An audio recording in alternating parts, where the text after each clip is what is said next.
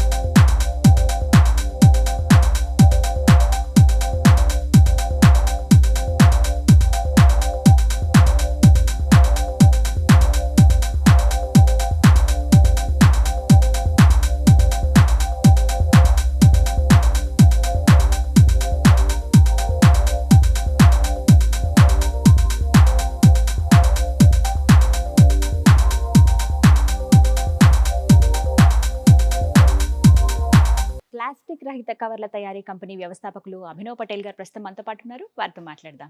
నమస్కారం సార్. నమస్తే మేడం. ఎలా ఉన్నారు? బాగున్నాం మేడం. మీరు బాగున్నారు? చాలా బాగున్నానండి. So happy. చాలా మంచి ఐడియా. ఫ్యూచర్ జనరేషన్స్ కోసం, మరి ముఖ్యంగా మన భూమి కోసం మీరు చేస్తున్న ఈ ప్రయత్నం అనేది నిజంగా మంచి ప్రయత్నం. ఇది సక్సెస్ అవ్వాలని కూడా కోరుకుంటున్నాం. సో ఇందులో భాగంగా ఫుల్ డీటెయిల్స్ మేము తెలుసుకోవాలనుకుంటున్నాం సార్. ముందుగా అసలు ఈ ఐడియా ఎలా వచ్చింది మీకు? ఎందుకు ఇలా తయారు చేద్దాం అనుకున్నారు కవర్స్ని? యాక్చువల్గా ఎంతోమంది ఎన్నో బిజినెస్లు చేద్దాం అనుకుంటారు మేడం. సో కంప్లీట్గా ఏది చేసినా కానీ సాటిస్ఫాక్షన్ ఇంపార్టెంట్. దానికి మనకు సాటిస్ఫాక్షన్ ఉంటే బిజినెస్తో పాటు సాటిస్ఫాక్షన్ ఉంటే ఎంతో బాగుంటుందనే ఉద్దేశంతో మేము చూసాం ఏది చేద్దామని. సో అప్పట్లో చాలా రకాలు చేసామండి. మొదలు పెడితే ఫస్ట్ మేము ఏది పొల్యూషన్స్కి వ్యతిరేకంగా ఉన్నది అని చూసాం. అంటే మన ఎన్వైర్న్మెంట్కి ఏది అగనెస్ట్గా ఉన్నది, ఏది పొల్యూషన్ చేస్తున్నది అనేది చూస్తే there are three types of pollutions అండి. మనకు చూస్తే తెలిస్తే ఎయిర్ పొల్యూషన్ ఉంది, వాటర్ ఉంది, సాయిల్ ఉంది. సో ఏది అని చూసాం మేడం. సో అందులో మేము ఎయిర్, వాటర్ అన్నీ చూస్తూ సాయిల్కి వచ్చేవారికి ఒక అరటిపండు మనం తినేసి పడేస్తే తొక్క 2 నుంచి 10 రోజుల్లో డీకంపోజ్ అవుతుంది. సో అదే ఆరెంజ్ పీల్, అది కూడా తొక్క పడేస్తే కనీసం 2 months పడుతుంది మేడం. సో అల్యూమినియం క్యాన్ వచ్చేసి 100 years పడుతుంది. సో నైలాన్ కానీ లేకపోతే లెదర్ కానీ అది 40 years పడుతుంది. ఇన్ కేస్ డైపర్ చూస్తే మనకు మేడం 600 to 800 years.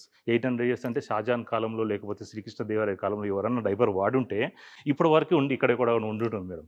సో అలాంటి సిచ్యుయేషన్ ఉంది. సో దానికన్నా దరిద్రమైనది ప్లాస్టిక్ మేడం.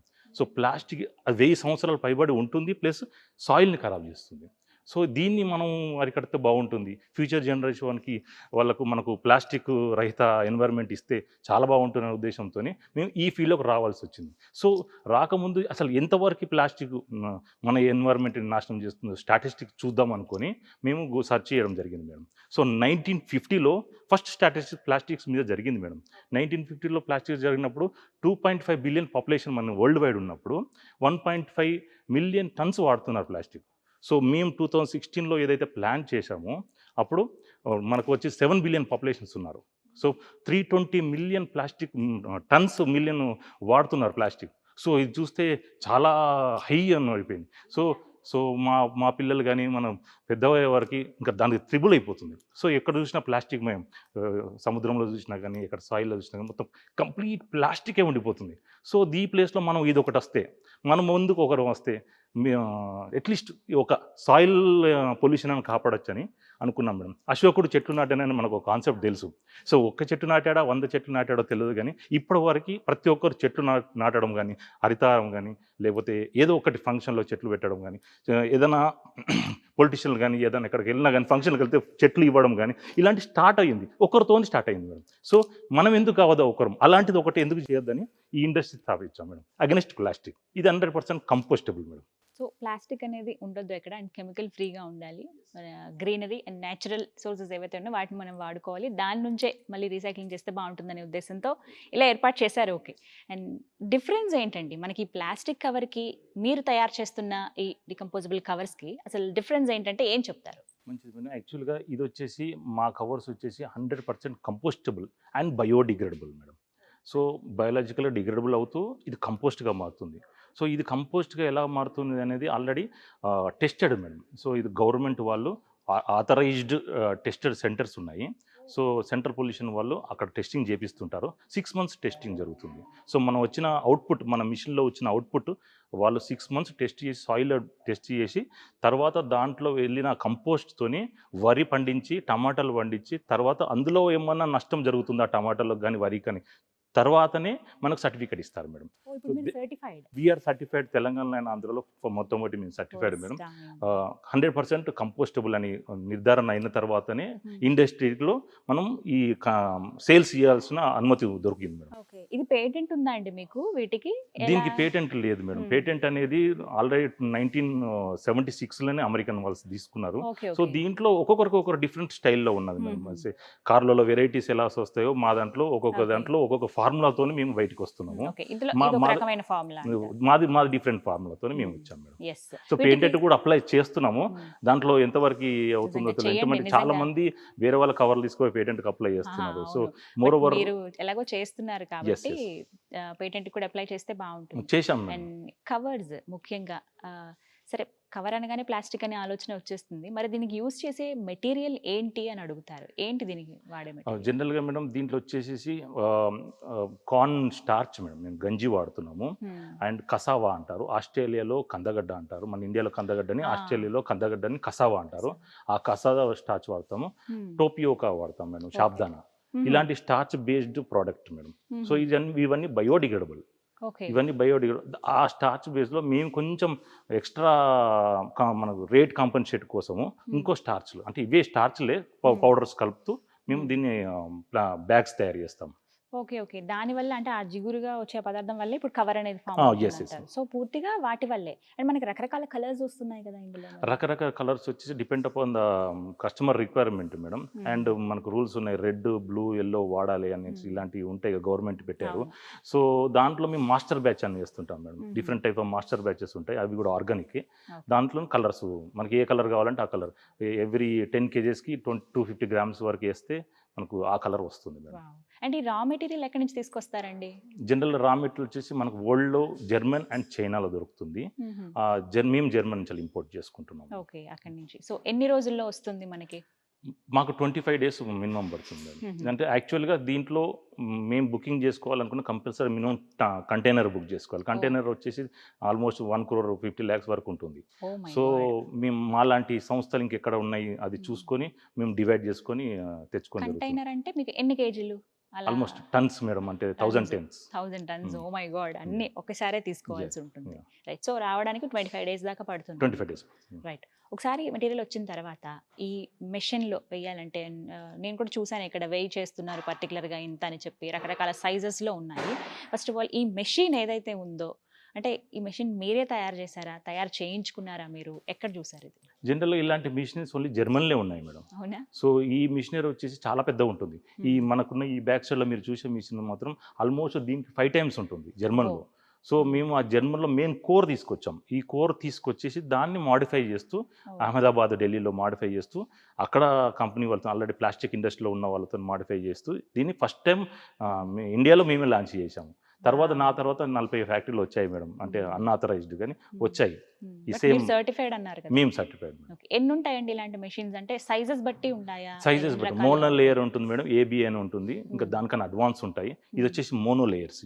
ఒకటి 35 mm స్క్రూ అంటారు, ఒకటి 45 mm స్క్రూ అంటారు. 35 mm స్క్రూలో వచ్చేసి 5-6 సైజ్ కర్రీ పాయింట్ నుంచి మేము half KG maximum of 2 kgs manufacturing జరుగుతుంది. ఇది వచ్చేసి 45 mm స్క్రూ అంటారు. దీంట్లో వచ్చేసి 3 kg నుంచి 20 kgs వరకు మేము కెపాసిటీ వరకు బ్యాగ్స్ మ్యానుఫ్యాక్చరింగ్ చేస్తాం. ఓకే, వీటికి అసలు ఎంత ఖర్చు అవుతుంది సార్ ఈ మెషిన్స్కి? జనరల్గా అయితే జర్మన్లో వచ్చేసి 1.5 crore ఉంది మేడం. దాన్ని ఇంపోర్ట్ చేసుకోవడానికి ఇంకొక 50 lakhs దాకా అవుతుంది. ఇది మేము రెడీ చేసి మాత్రం అయితే 25 lakhsలో ఒక్కొక్క మిషన్ రెడీ అయింది. బయట సేల్స్ మాత్రం ఒక్కొక్కరు ఈ మిషన్ని 50 lakhsలో కూడా అమ్ముతున్నారు. అంటే డిపెండ్స్, అంటే అవుట్పుట్ ఎంత కావాలి ఆ రేంజ్లోనే తయారు చేస్తారు. కొంతమంది 10 kgsలో అవుట్పుట్ కావాలంటే ఆ రేట్లో తయారవుతుంది. సో దాన్ని బట్టి కూడా మెషిన్స్ మనం తయారు చేయించుకోవచ్చా? చేయించుకోవచ్చు. Machineries are available, but certification very important. అంటే మెషినరీ ఉన్నంత మాత్రాన మీరు కవర్లు తయారు చేసే అధికారం అంటే కుదరదు అన్నమాట. మార్కెట్లోకి వెళ్ళలేము. ఖచ్చితంగా ఇది పవర్తోనే నడుస్తుంది కాబట్టి పవర్ కన్సంప్షన్ ఎలా ఉంటుంది? Per KG 8 to 9 kgs madam. 8 to 9 rupees పడుతుంది. ఆ చిన్నది వచ్చేసి 3.5 kgs వస్తుంది పర్ యూనిట్. ఇది 1.5 kg వస్తుంది. ఓవరాల్ గా 1 month లో ఎంత వస్తుంది? 1 month కి చూసుకుంటే మేము యాక్చువల్గా మాది output 36 tons into 9 rupees madam. ఇంకా అలా కౌంట్ చేస్తాం మేము. అలా ఆన్ యావరేజ్గా కేజెస్లో చేసుకుంటాం మేడం. అంటే సమ్ టైమ్స్ రిక్వైర్మెంట్ ఎక్కువ ఉంటుంది, ప్రొడక్షన్ ఎక్కువ ఉంటుంది, సమ్ టైమ్స్ తక్కువ ఉంటుంది. So any time 36 into 9 rupees. Okay, మీరు అన్నారు కర్రీ పాయింట్లో కూరలు వేసే ఆ కవర్ సైజ్ నుంచి 25 kg వరకు వేసే కవర్స్ అన్నారు. సో ఇవి డిఫరెన్స్ ఎలా ఉంటుందండి? అంటే ఎలా చెప్తారు ఈ డిఫరెన్స్? మనం అక్కడ అడ్జస్ట్ చేసుకునే దాన్ని బట్టి ఉంటుందా? మెషిన్స్ ఎలా తీసుకోవాలి? ఇప్పుడు తక్కువ సైజ్ నుంచి పెద్ద సైజ్ వరకు ఒకే మెషిన్లో చేసుకోవచ్చా, సెపరేట్ ఉంటాయా? తక్కువ నుంచి మ్యాక్సిమం 3 kgs వరకు మోనో లేయర్ 35 mm స్క్రూలో చేసుకోవచ్చు మేడం. దాంట్లో వచ్చేసి మనం హాట్ కావాలంటే మైక్రోన్స్ పెంచుకోవాలి, దాని యొక్క థిక్నెస్ పెంచుకోవాలి. థిక్నెస్ వచ్చేవరకు 40 microns ఎబోవ్ ఉంటే కర్రీ పాయింట్ హాట్కి దానికి కేపబుల్ ఉంటుంది. వేరే తక్కువ కావాలి అదే సైజులో 25 microns చేస్తే పులిహోర కానీ లడ్డూలకు వీటికి ప్యాకింగ్ బాగుంటుంది. ఓకే, ఇవి మీరు ఎక్కడెక్కడ ఇప్పటివరకు సప్లై చేశారండి? ప్రజెంట్గా అయితే మేడం యాక్చువల్గా ప్లాస్టిక్ అంత పెద్దగా బ్యాన్ లేదు తెలంగాణ ఆంధ్రాలో. సో మేము మేజర్గా జార్ఖండ్, రాంచీ, గుజరాత్, కేరళకు బాగా సప్లై చేశాము. రీసెంట్లో నెల్లూరు, గుంటూరు అండ్ ఒంగోలుకి చేస్తున్నాము.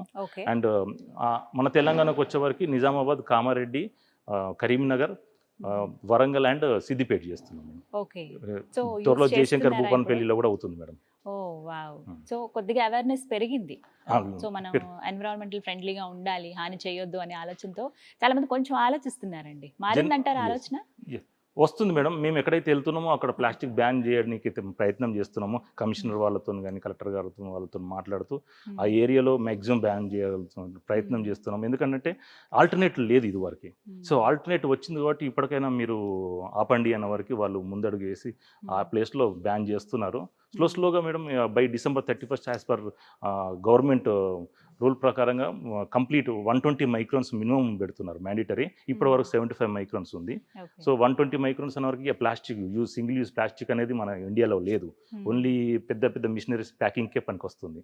ఆ ప్లేస్లో ఇది సక్సెస్ఫుల్ అవుతుంది మేడం. రోజుకి ఎన్ని కవర్లు చేస్తారు సార్? ఎన్ని కేజెస్?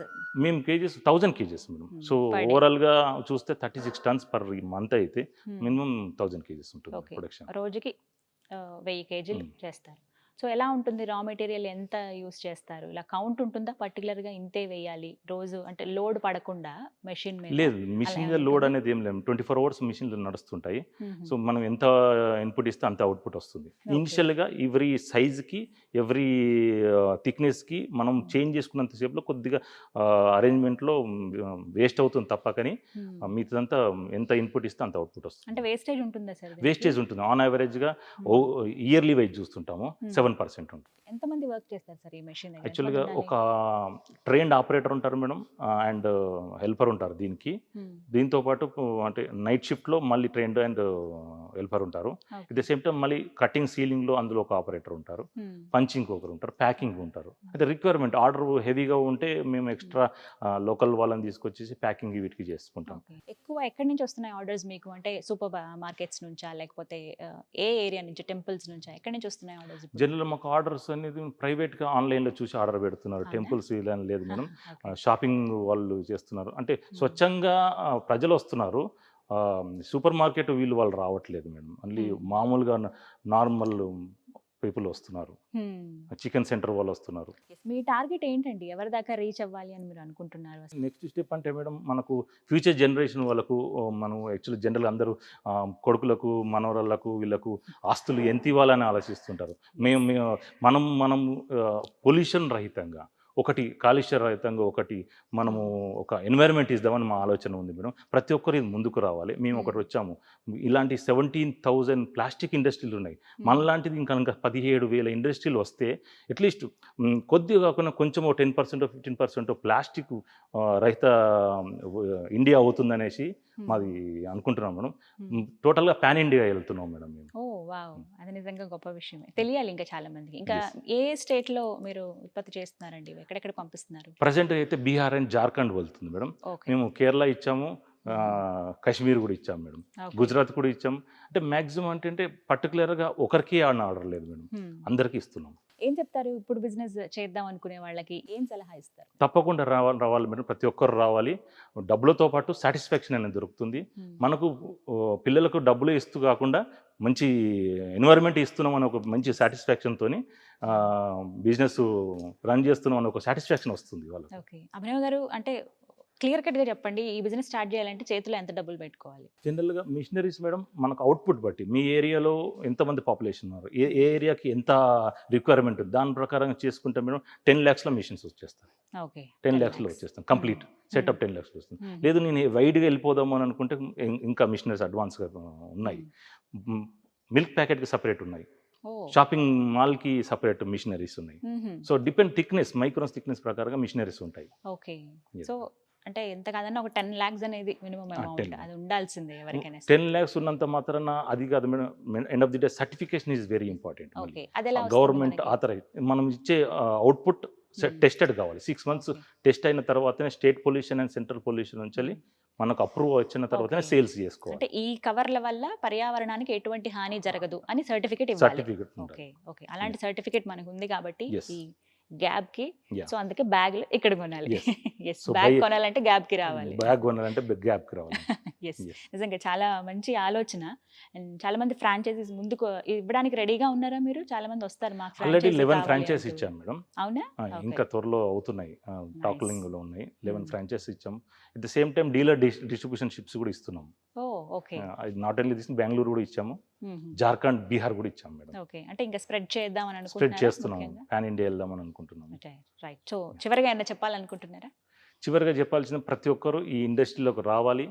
ఏదో ఒకటి, ప్లాస్టికే కాకుండా ఎలాంటిదైనా కానీ ఒక ఎన్విరాన్మెంట్ సేఫ్ చేసే బిజినెస్ చేయండి అని నేను కోరుతున్నాను మేడం. చాలా క్లియర్గా ఎక్స్ప్లెయిన్ చేశారండి. All the best. ఇంకా ముందుకు తీసుకువెళ్ళండి. ఫ్రాంచైజీకి చాలా మంది ముందుకు వస్తారు ఒకవేళ వీడియో రీచ్ అవుతుంది ఖచ్చితంగా చాలా మందికి. మీ ఇలాగా ఎంకరేజ్ చేసి వాళ్ళకి మిషనరీలో హెల్ప్ చేయడం కానీ, ఎలా మెటీరియల్ మార్కెటింగ్ చేసుకోవాలి, ఈ డీటెయిల్స్ అన్ని ఇస్తారు వాళ్ళకి క్లియర్ కట్ కానీ కోరుకుంటున్నాను. థ్యాంక్ యూ అండి. నమస్తే అభినవ్ గారు. సో చూసారు కదా, ఎన్విరాన్మెంట్కి ఎటువంటి హాని జరగనటువంటి ఈ బ్యాగ్స్ని మనం పర్చేస్ చేయడం కాదు, మనం ఒక ఉపాధి అవకాశంగా కూడా ఏర్పాటు చేసుకోవచ్చు. మీరు ఉపాధి పొందడమే కాదు, మీతో పాటు నలుగురికి ఉపాధిని అందించి వాళ్ళకి ఆదర్శంగా ఉండొచ్చు. సో ఒక్కసారి ఆలోచించండి, మనం రోజు ఈ ప్లాస్టిక్ వాడి ఎన్విరాన్మెంట్కి హాని చేయడం కన్నా కూడా న్యాచురల్గా ఉండే ఈ బంగాళదుంప కావచ్చు, లేకపోతే కందగడ్డలు, వీటి నుంచి వచ్చిన స్టార్చ్తో తయారు చేసినటువంటి ఈ కవర్స్ని వాడితే మన ఫ్యూచర్ జనరేషన్స్కి మనం ఒక మంచి మెసేజ్ ఇచ్చిన వాళ్ళం అవుతాం. ఒకసారి ఆలోచించండి. ఇది వాళ్ళ వీడియో. ఈ వీడియో కనుక మీకు నచ్చినట్టయితే లైక్ చేయండి, షేర్ చేయండి, కామెంట్ చేయండి, మా ఛానల్ సబ్స్క్రైబ్ చేసుకోండి.